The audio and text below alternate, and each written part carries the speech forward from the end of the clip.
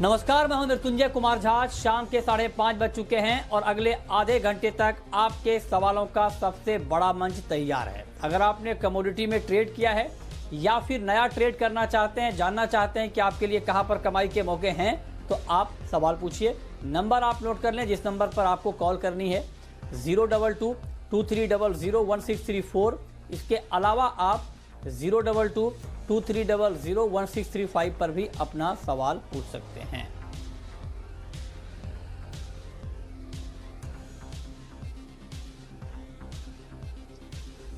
Okay, और लेकिन सबसे पहले हम बात करेंगे सिल्वर की, क्योंकि आज चांदी में अच्छी तेज़ी का माहौल बना है। और इस तेज़ी के पीछे वजह क्या है और ये तेज़ी कितनी टिकाऊ है, इस पर बातचीत करने के लिए हमारे साथ फोन लाइन पर हैं कुमार जैन साहब, ज्वेलर हैं। जैन साहब, बहुत बहुत स्वागत है आपका। मेरा पहला सवाल आपसे ये होगा कि आज जिस तरह से मार्केट में तेज़ी का माहौल बना है और आप तो ज्वेलरी की दुकान भी आप लोगों की खुल गई है, तो क्या आप लोग ज़्यादा चांदी बेच रहे हैं गोल्ड के मुकाबले? नहीं, ऐसा तो कुछ नहीं है। वैसे मार्केट बिल्कुल खुला है। आज मार्केट में लहर थी, मूवमेंट भी थी, काफी व्यापारी आए, सब लोगों ने अपनी दुकानें खोली है।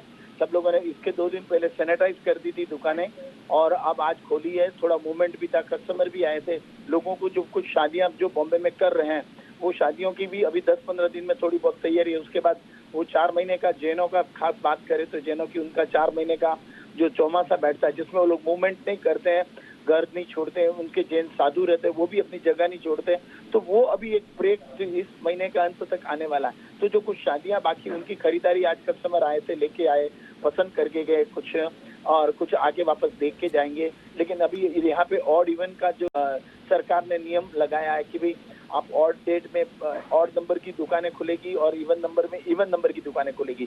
तो यहाँ पे ग्राउंड फ्लोर पे 3000 शोरूम है और बाकी की जो कारखाने हैं, छोटी छोटी ऑफिसेज जहाँ होलसेल का काम है, और दूसरा कारखाने और ऑफिस, इसके अलावा भी जो मोती, रियल, कुंदन, एक तरह के वैरायटी ऑफ काम है।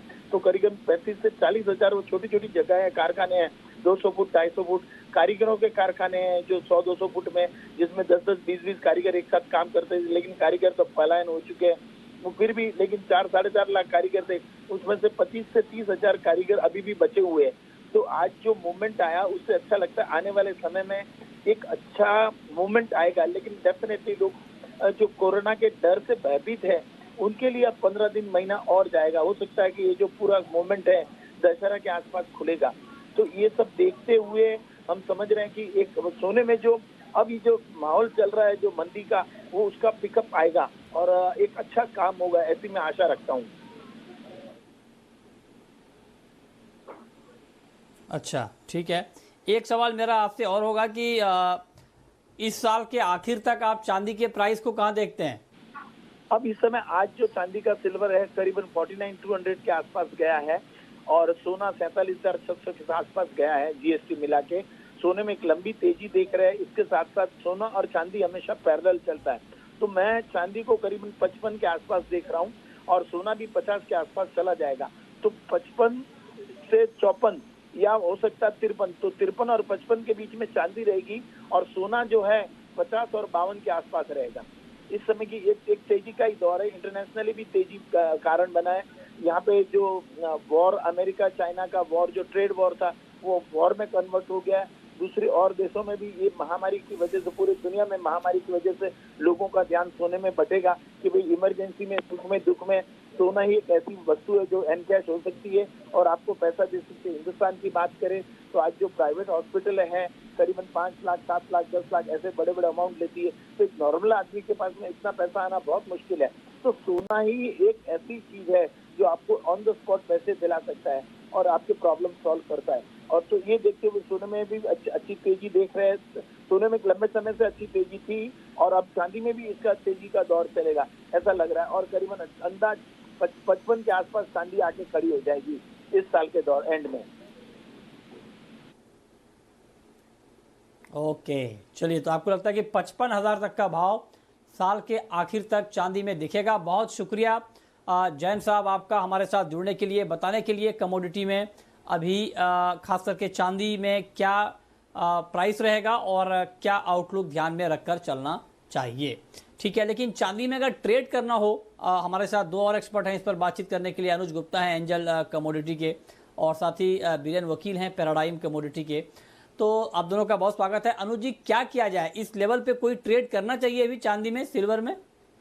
मृत्युंजय जी, गुड इवनिंग। देखिए, हमने पिछले 2 दिनों में गिरावट आते हुए देखी है, तो थोड़ा प्रॉफिट बुकिंग हमें लगता है कि चांदी में देखने को मिल सकता है, क्योंकि जिस तरीके से हमने लास्ट वीक यूएस का जो अनएम्प्लॉयमेंट डेटा देखा था और जिस तरीके से इक्विटी मार्केट में रिकवरी हुई है, तो प्रॉफिट बुकिंग गोल्ड सिल्वर में आ सकती है। तो सिल्वर हमें लगता है कि इंट्राडे परस्पेक्टिव से बिकवाली करना चाहिए 48,450 में।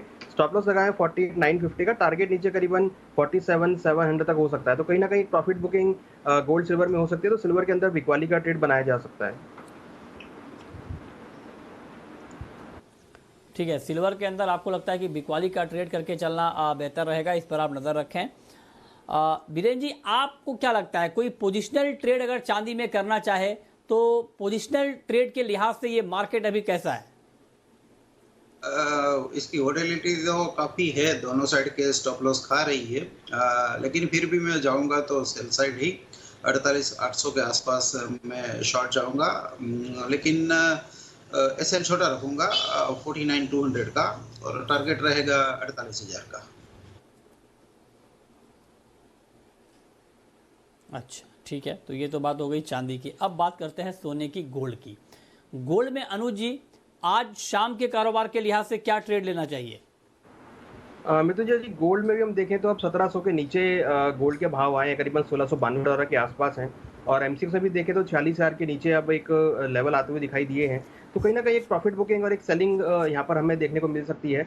तो गोल्ड में हमें लगता है कि 40,000 के आसपास के लेवल्स मिले तो बिकवाली करके चलें। नीचे स्टॉप लॉस करीबन 40,450 का रहेगा, टारगेट हमें लगता है नीचे में 45,700 का लगा सकते हैं, 45,500 तक के लेवल भी यहाँ पर आ सकते हैं।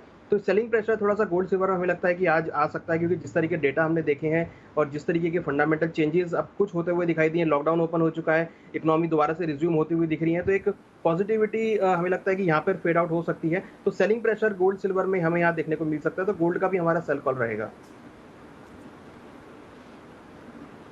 ठीक है, तो आपको लगता है कि गोल्ड का भी सेल कॉल रहेगा और यहाँ पर इस तरह का ट्रेड आप लेकर चल सकते हैं। चलिए आगे बढ़ते हैं। अब हम बात करेंगे क्रूड की, और क्रूड में ओपेक के फैसले के बाद जो तेज़ी आई, उसके बाद अब मार्केट धीरे धीरे अपने पुराने लेवल में लौटता हुआ दिखा है, और अंतर्राष्ट्रीय बाज़ार में भी ब्रेंट के भाव भी नीचे आए हैं, 42 के करीब है ब्रेंट का भाव। नामेक्स क्रूड $39 के आसपास ट्रेड कर रहा है, मामूली गिरावट है हालांकि अभी इस वक्त क्रूड में। तो क्या किया जाए बीरेन जी, क्रूड में अभी? मार्केट थोड़ा करेक्शन दिखा सकता है, थोड़ी मैं नीचे उम्मीद कर सकता हूँ 2800 के आसपास, बट यहाँ ओवरऑल ट्रेंड पॉजिटिव लग रहा है। तो अगर 2850 का प्राइस मिलता है तो बाइंग में जाना है। 2700 मीन्स 150 रुपये का स्टॉप लॉस होगा, और 3150 के आसपास का टारगेट रहेगा। ओके, ठीक है, तो ये आपकी राय है क्रूड में अभी क्या करना चाहिए। लेकिन बिल्कुल करंट मार्केट प्राइस पर कोई ट्रेड लेना हो अनुज जी, तो क्या अभी लेना चाहिए? करीब 35 रुपये की गिरावट है कच्चे तेल में, 2950 के आसपास ट्रेड हो रहा है, बिल्कुल ताज़ा भाव पर क्या किया जाए? देखिए मिथुन जी, करेक्शन हमने हाई से देखा है, और हमने वीकली बेसिस पर भी काफ़ी अच्छी एक अपसाइड मोमेंटम आते हुए देखी थी। तो हमें लगता है कि क्रूड के अंदर बाय का ट्रेड बनाना चाहिए करंट रेट से। स्टॉप लॉस 2900 का रहेगा, टारगेट करीबन 3050 3100 तक हो सकता है। तो एक मुझे लगता है कि जिस तरह गिरावट हुई है, तो एक अच्छा मौका है बाय करने के लिए, क्योंकि टेक्निकली हमने लास्ट वीक काफ़ी अच्छा रिकवरी आते हुए देखी थी और मॉर्निंग से थोड़ा प्रॉफिट बुकिंग हुआ है। तो हमें लगता है कि बाय ऑन डिप्स की स्ट्रेटेजी यहाँ पर रहेगी, तो करंट रेट से बाय का हमें लगता है कॉल ट्रेड ले सकते हैं। ओके, ठीक है, तो ये रहा है आपकी क्रूड पर है। लेकिन अब आपके सवाल हम लेंगे और एक्सपर्ट के जवाब होंगे, लेकिन उससे पहले आपको हम सुनाते हैं कि जो हाल में एग्रीकल्चर रिफॉर्म को लेकर फैसले लिए गए, खेती किसानी के हालात सुधारने के लिए जो कदम उठाए गए, इसका क्या इम्पैक्ट होगा, इस पर केंद्रीय कृषि मंत्री नरेंद्र तोमर से हमने एक्सक्लूसिव बातचीत की है। आइए आपको सुनाते हैं। एमएसपी का बहुत जोरदार फैसला किया गया है। बहुत सारे कमोडिटीज़ को एसेंशियल कमोडिटीज़ एक्ट में हटा भी दिया गया है। लाया भी गया, तो कोरोना वायरस के टाइम पे कैसा हेल्प करेगा सर? देश में किसान सबसे बड़ा उत्पादन करता है, उसको अभी तक ये अधिकार नहीं था कि वो अपना उत्पाद किसे बेचे और कितने मूल्य पर बेचे, और मंडी कानूनों के अंतर्गत वो अपने को बंधा हुआ महसूस करता था। इस रिफॉर्म के माध्यम से किसान को स्वतंत्रता मिली है, वो किसी को भी कितनी भी कीमत पर अपना उत्पाद बेचने के लिए स्वतंत्र हो गया है। इस कानून से स्टेट की मंडी पर कोई प्रभाव नहीं पड़ेगा। मंडियां रहेंगी, लेकिन किसान स्वतंत्र रहेगा कि वो अपना उत्पादन मंडी में बेचे या मंडी के बाहर बेचे। मंडी के बाहर जो भी व्यापार होगा उस पर किसी प्रकार का टैक्स किसान पर नहीं लगेगा। कोविड के चलते क्या हम ये मान सकते हैं कि 4, 5 या 6, 8 महीना या 1 साल तक की देरी हो सकती है? अभी 2022 से 2023 तक फार्मर्स की इनकम डबल करने का प्रावधान हो पाएगा सर? कुछ डिले है सर उसमें? वैसे मैं समझता हूँ अभी ऐसा मानना जल्दबाजी होगा। 2022 तक किसान की आमदनी दोगुनी करने का हम लोगों ने लक्ष्य तय किया था। इसमें केंद्र सरकार, राज्य सरकार और किसान मिशन मोड पर काम कर रहे थे, लेकिन ये कोविड-19 का संकट आया तो इससे निश्चित रूप से सभी क्षेत्रों में गतिरोध आया है, तो कुछ ना कुछ तो प्रभाव पड़ेगा। लेकिन मुझे इस बात का संतोष है कि जितने भी सेक्टर हैं वो कोविड-19 से प्रभावित हुए, लेकिन किसानी का जो सेक्टर है उसमें किसान ने अपनी पूरी फसल को भी बचाया। पहले से अधिक फसल उत्पादित की गई, पहले से अधिक फसल सरकार के द्वारा खरीदी गई, दलहन तिलहन को भी खरीदा गया। एकदम बारिश अच्छी आने वाली, मानसून नॉर्मल है, तो आप समझते हैं किसानों के लिए खुशखबरी होगी? क्योंकि डेफिनेटली अच्छी मानसून मतलब अच्छी फसल भी होगी, बम्पर बोनांजा भी मिल सकता है फार्मर्स को। मैं ईश्वर से कामना करता हूं कि जिस प्रकार से मौसम विभाग की रिकमेंडेशन है उसके अनुसार ही मानसून आए और किसान पहले से अधिक फसल लेने में कामयाब हो सके। ओके, तो ये आपने सुना केंद्रीय कृषि मंत्री को। लेकिन अब शुरू करते हैं सवाल जवाब, और पहला सवाल है तारा सिंह का। पूछिए तारा सिंह जी। सर, मेरा वीरेन वकील जी से सवाल है। मैंने 710 रुपये में हाजिर में कैस्टर 100 बोरी लिया है, वो दीपावली तक क्या भाव रह सकता है? दीपावली तक कैस्टर का क्या भाव रह सकता है, ये आप जानना चाहते हैं? बताइए वीरेन जी, क्या करना चाहिए कैस्टर में अब? मैं एक्स कड़ी के हिसाब से उनको बोलूँगा। जो कड़ी हमारा बेंचमार्क मंडी है गुजरात का, इसके हिसाब से इसका बॉटम 675 है। आज के दिन इसका भाव 715-20 जैसा था कड़ी में। आगे इसका भाव मैं 820-30 तक देखता हूँ। और मानसून कैसा रहेगा, यानी बारिश कैसी मिलेगी, उस पर आधार है। तो अभी तक तो दिवाली तक नहीं बोल सकते, बट 2 महीने की रेंज आप 675-830 की मान के चलो। ठीक है, अगला सवाल है राज का चंडीगढ़ से। पूछिए सर। गुड इवनिंग सर, मेरा एक इम्पोर्टेंट क्वेश्चन है दोनों एक्सपर्ट से। क्वेश्चन ये है कि मैंने क्रूड एक दिन 10 दिन पहले सेल करा था 27 पॉइंट कुछ रेट से, और मेरा स्टॉप लॉस था 2802 का, जो कि चार्ट में नहीं आया और वो एग्जीक्यूट हो गया। तो चार्ट में लास्ट रेट था, हाईएस्ट रेट था 2799 का। वो कैसे संभव है? मैं वो परेशान हूँ। अच्छा, टेक्निकल सवाल आपने पूछा है। बताइए अनुज जी, कैसे मुमकिन है ये? आपका ऑर्डर हुआ है, आपका ट्रेड अगर एग्जीक्यूट हुआ है तो इसका मतलब कि वो रेट आया है। मगर कई बार क्या होता है कि जो टेक्निकल सॉफ्टवेयर होते हैं वो बहुत स्पीड की जो मूवमेंट होती है, एक आध टिक उसमें कई बार रह जाता है। ये हमने भी फेस किया है कि जो टेक्निकल चार्ट्स होते हैं वो कई बार जो स्पीडी मूवमेंट होती है उसमें हाई लेवल जो है वो एक आध पॉइंट से रह जाता है। तो वही यहाँ पर आपको देखने को मिला है। मगर अगर आपका ट्रेड एग्जीक्यूट हुआ है तो आपके सामने ऑर्डर नंबर आया है, आपके सामने कॉन्ट्रैक्ट नोट आया है, तो ये आप एक्सचेंज से वेरीफाई कर सकते हैं। और इसमें मुझे लगता है कि जो फॉल्ट है यहाँ पे छोटा सा, वो ये है कि जो तेजी से मूवमेंट होता है उसमें कई बार चार्ट जो है वो एक आध टिक जो है वो नहीं पकड़ पाता है, तो वो यहाँ पर टेक्निकल एरर यहाँ पर देखने को मिला है। बट अगर ऑर्डर हुआ है, ट्रेड हुआ है, तो ऑर्डर नंबर जनरेट हुआ है, तो इसका मतलब वो वैलिड ट्रेड है आपका। ओके, ठीक है। अगला सवाल है निशांत का, पूछिए निशांत जी। नमस्ते नितिन जी। नमस्कार, पूछिए। मेरा सवाल बीरेन जी से है। मैं पूछना चाह रहा हूँ कि अभी जो करेक्शन आना है क्रूड में सर कहाँ तक एक्सपेक्टेड है कि वहाँ तक आ सकता है, और sir as well as sir gold में करेक्शन कहाँ तक हमें मिल सकता है? अच्छा, गोल्ड में करेक्शन आप करें कि आगे कहाँ तक मुमकिन है, बताइए बीरेन जी।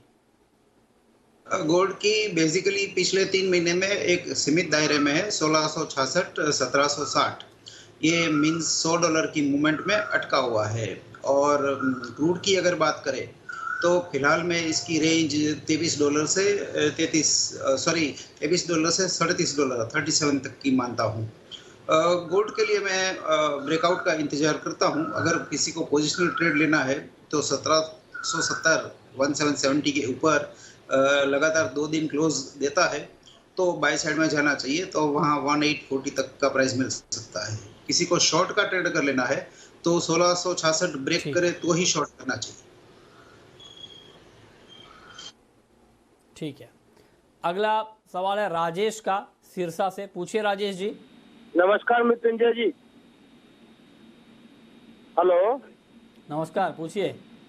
सर मैं ग्वार के बारे में पूछना चाहता हूँ। मेरे पास 4200 रुपए का ग्वार पड़ा है, इससे कब पीछा छूटेगा सर, ये कब तेज होगा ये?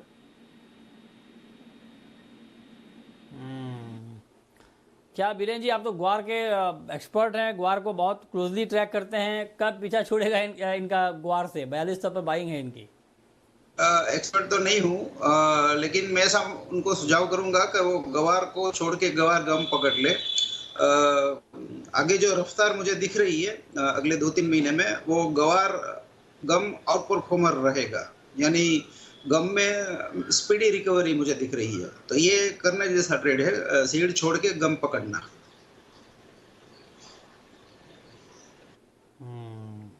ठीक है। तो गोपाल इस बीच जुड़ रहे हैं हमारे साथ, चुरू राजस्थान से, पूछिए गोपाल जी। जी सर जी, 100 बोरी गुआर पड़ा है 3 साल पहले का, तो ये 5000 का कभी दिखाएगा भाव 2-3 महीने में? अच्छा, 2-3 महीने सर 5000 का भाव। अभी ग्वार पे ही हम बात कर रहे थे। अनुज जी, आपका क्या व्यू है ग्वार के ऊपर? देखिए 5000 का जो टारगेट है वो हम पिछले 2 साल से देखते आ रहे हैं कि वो नहीं आया है, तो मुझे लगता नहीं है कि 5000 का जो टारगेट है वो यहाँ पर आता हुआ दिखाई देगा, क्योंकि जो लाइन है, जो सप्लाई साइड है वो काफ़ी स्ट्रांग है, और जब भी भाव ऊपर आते हैं तो हम सप्लाई आते हुए देखते हैं। तो मुझे लगता नहीं कि उतने लंबे टारगेट के लिए बैठना ठीक रहेगा। ऊपर में अगर ये टारगेट करना चाहते हैं तो 3600 से लेकर 3800 तक का टारगेट ये बना सकते हैं। वहाँ पर आकर हम अगेन एक प्रॉफिट बुकिंग देखेंगे, जैसे हमने आज भी एक हायर लेवल से बिकवाली आते हुए देखी है। तो मैक्सिमम टारगेट हमें लगता है कि ऊपर 3600 से लेकर 3800 तक हो सकता है। उसके ऊपर टारगेट जाना बहुत मुश्किल रहेगा, क्योंकि मुझे लगता नहीं है कि ज़्यादा यहाँ पे जो डिमांड है वो देखने को मिलेगी। सप्लाई यहाँ पर बहुत टाइट है, तो मुझे लगता है कि सप्लाई की वजह से जो है भावों में दबाव देखने को मिलता रहेगा। और अगला सवाल है सुनील का, भिवानी से जुड़ रहे हैं हमारे साथ, पूछिए सुनील जी। सर मैं सरसों पे पूछना चाहता हूँ, सरसों का क्या भाव रहेगा? मस्टर्ड का क्या भाव रहेगा? आज भी अच्छी तेजी इसमें आई है सरसों में। क्या प्राइस देख रहे हैं आप? सरसों तो इनफैक्ट आज करीब 100 रुपए की तेजी के साथ बंद हुआ है, 4785 के लेवल पर जो करंट कॉन्ट्रैक्ट है। क्या प्राइस देख रहे हैं आप बीरेन जी मस्टर्ड का? मस्टर्ड में काफी अच्छा रहना पाया है। यहाँ डिमेट इन्वेंट्री टाइट है वैसे, इसलिए इन्वर्ट है मार्केट में, उल्टा बदला चल रहा है। तेजी मुझे जेन्युइन नहीं लग रही थी, तो मैं कहीं इसमें या तो शॉर्ट करूंगा, 5000 के आसपास का प्राइस मिले जुलाई में तो 5000 के लेवल पे सेल, 5200 का स्टॉप लॉस रहेगा और 4600 का टारगेट रहेगा। ठीक है। राहुल है, अगला सवाल राहुल का है नागौर से, पूछिए राहुल। सर नमस्ते। नमस्कार सर, नेचुरल गैस पे करंट मार्केट प्राइस पे इंट्राडे के लिए राय चाहिए। नेचुरल गैस में इंट्राडे के लिए आपको राय चाहिए। बताइए अनुज जी, करंट मार्केट प्राइस पर क्या राय है नेचुरल गैस में? देखिए नेचुरल गैस में हमें लगता है कि बाय का ट्रेड बनाया जा सकता है 133 के आसपास, मतलब करंट रेट के ऑलमोस्ट इक्वली है। तो 133 के आसपास बाय करके चलें, 130 का स्टॉप लॉस लगाएं, ऊपर में टारगेट 138 139 तक देखने को मिल सकता है। हमें लगता है कि कमोडिटी अब थोड़ा सा बॉटम आउट की तरफ है, तो यहाँ पर बाय ऑन डिप्स की स्ट्रेटेजी यहाँ पे यूज कर सकते हैं और करंट रेट से इंट्राडे के लिए बाय इनिशिएट कर सकते हैं।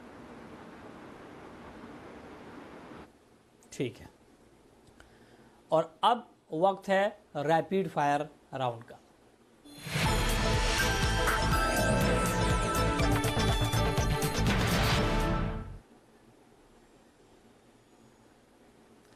अनुज जी, आपकी पहली रैपिड फायर कॉल। हमारी कॉल कॉपर में रहेगी। कॉपर में 432 के अराउंड बाय करके चले, स्टॉप लॉस 429 पे, टारगेट 437 तक देखने को मिल सकता है। आपकी कॉल जुलाई सीपीओ पे 642 में बाय, जुलाई सीपीओ 642 पे बाय और 655 का टारगेट और 635 का स्टॉप लॉस। आपकी आखिरी कॉल अनुज जी। आखिरी कॉल नेचुरल गैस में रहेगी। नेचुरल गैस में 133 के आसपास बाय करें, स्टॉप लॉस 130 का रहेगा, टारगेट 139 तक हो सकता है। चलिए, बहुत शुक्रिया अनुज जी आपका, बीरेन जी आपका, हमारे साथ जुड़ने के लिए, बताने के लिए कमोडिटी में कहां पर कमाई के मौके बनेंगे।